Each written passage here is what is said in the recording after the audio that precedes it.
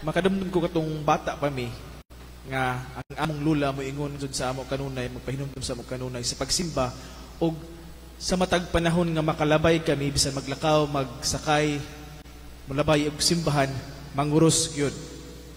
Og hangtod karon nakita pa nako kini nga maong pagbuhat nga pag naay mulabay diya sa katedral mag-tricycle magmotor abot ko magsakyan di makita ang usahay nga manguros no ang kita nga mga Katoliko kay nagtuo kita nga mulabay kita sa maong balaan nga lugar mulabay kita sa balay alampuanan ug inigsulod ambot nang kakaron kinahimo pa karon nga inigsulod sa simbahan mo genuflect no mo atubang sa tabernakulo ug mo luhod gamit ang usa lamang ka tiil mo genuflect tungod kay nagtuo kita nga kining lugar balaan ug mosulod kita sa maong lugar ning maong simbahan nga balaan.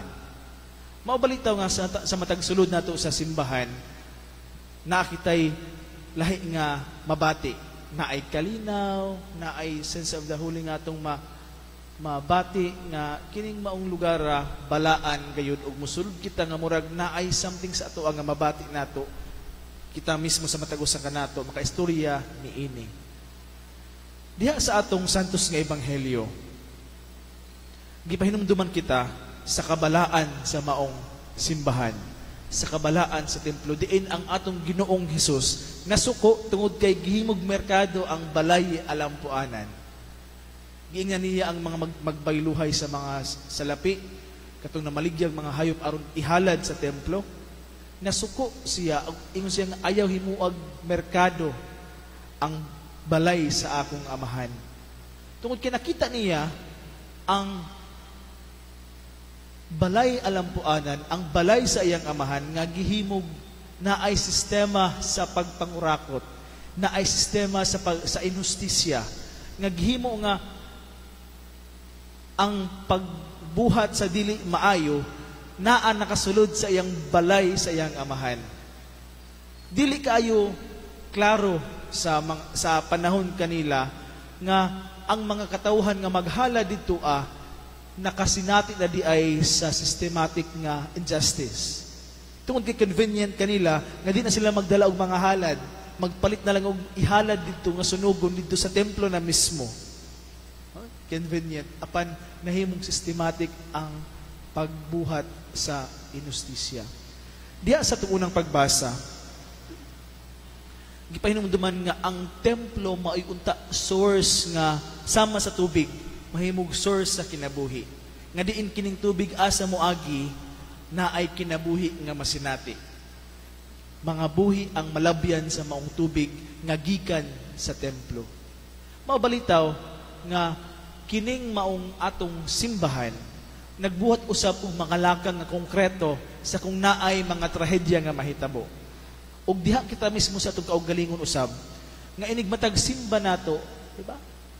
Naay kadasig ug kusog nga atong maambit diha sa matag simba sa matag adlaw sa atong kinabuhi. Ug mao kana ang angay unta nga gakahitabo ug mahitabo diha sa atong simbahan.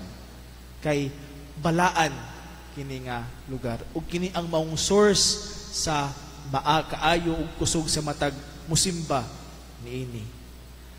Apan sayod kita nga sama sa katong panahon nga nasuko si Jesus sa pagdumala sa balay sa iyang amahan, sa balay alampuanan, ang atong simbahan kanunay nga naglakaw din hinimong kalibutan nga atong gitawag nga Pilgrim Church, nga ang atong simbahan dili halayo, wala maglupad din sa kalibutan, nga ang atong simbahan anayon, abutog na pa may anay direct kayo explain to naman, nga ang atong simbahan moabot ang panahon nga kalahingon ang mga kuan nga na ug diha sa mong sistema usab dili kalikayan bisan pa man sa pagpaningkamot natong tanan nga naay gyapon mga panghitabo nga mga inustisya. As much as we want nga mahimong ba maayo ang tanan, plastado ang tanan, naagyoy mga glitches nga mahitabo sa atong simbahan. Mao balitaw nga ingon si Jesus sa atong santos nga ebanghelyo nga sa pagpangutana sa iya sa mga katawhan dito, unsa may imong pagpakita nga nagkatungod sa pagbuhat niini? Ingon siya, nga gubak ining templo. Ug akong tukuron sa tulo ka adlaw.